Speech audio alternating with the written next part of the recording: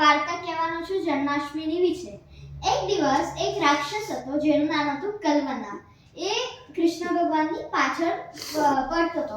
એટલે કૃષ્ણ ભગવાન ભાગતા ભાગતા એક ગુફામાં પહોંચ્યા અને એ ગુફામાં એમને જોયું કે એક આમ ઓલ્ડ વ્યક્તિ આમ ઊંઘે છે. એટલે પછી એ છુપી ગયા કશે કૃષ્ણ ભગવાન. હાથ મૂકી દો નીચે. એટલે પછી રાક્ષસ જ્યારે આવ્યો ત્યારે એમ લાગ્યું કે આ જે માણસ છે જે ઊંઘે છે એ કૃષ્ણ ભગવાન છે. એટલે એમને થોડું કિક કર્યું. એટલે પછી કિક કર્યું ને તો જ્યારે પેલા ઓલ્ડ વ્યક્તિ આંખ ખોલી ત્યારે એમના આંખમાંથી ફ્લેમ નીકળી અને ઓલ્ડ વ્યક્તિનું નામ હતું મુચુકંદા. પછી જ્યાં પછી કલવના ડાય થઈ ગયા ને પછી કૃષ્ણ ભગવાન બહાર આવ્યા અને એમના 4 હેન્ડ્સ ફોર્મ્સમાં આવી ગયા. એટલે 4 હાથના ફોર્મમાં.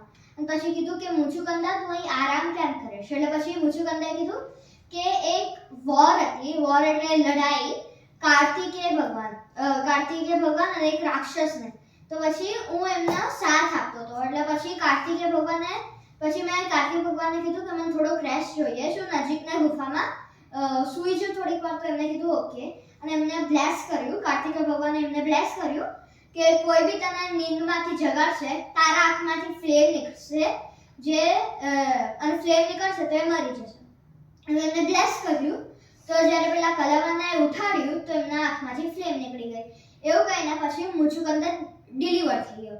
પછી એક દિવસ જ્યારે જરાસંધને ડિલિવર ક્યાં થયો ડિલિવર ચાલે તો આગળ પછી આપણે છેલ્લે મરી ગયો છે. એટલે પછી છે ને જરાસંધ એ કંસનો ફાધર ઇન લો હતો. એટલે એને વાત ખબર પડી. એટલે કૃષ્ણ ભગવાનની પાછળ પડ્યો. એટલે કૃષ્ણ ભગવાન એક ડેઝર્ટ હતું તો ત્યાં એમની 64,000 હોર્सेस કૃષ્ણ ભગવાનની નહીં જરાસંધની 64,000 હોર્सेस 64,000 પેલો શું એલિફન્ટ્સ અને 64,000 સોલ્જર્સ. એટલે પછી કૃષ્ણ ભગવાન ભાગ્યા અને એન્ડ હતો એ ડેઝર્ટનો અને જમ્પ માર્યો તો રણછોડ કૃષ્ણજીએ નીચે જમ્પ માર્યો. પછી રણછોડ તમે લોકોએ ગુજરાતમાં નામ સાંભળ્યું હશે રણછોડ ટેમ્પલનું. એટલે પછી રન એટલે ડેઝર્ટ રન એટલે ડેઝર્ટ અને છોડ એટલે નીકળવાનું. તો એમને આપણે રણછોડ ભગવાને બોલાવીએ છીએ. એ ગુજરાતના સ્પેશિયલ ટેમ્પલ છે અને રણછોડ.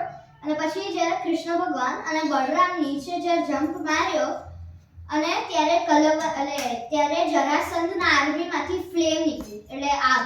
પછી જ્યારે જમ્પ્સ માર્યો કૃષ્ણ ભગવાન અને બળરામે તો 88 માઇલ હાઈ હતી. Okay super very good.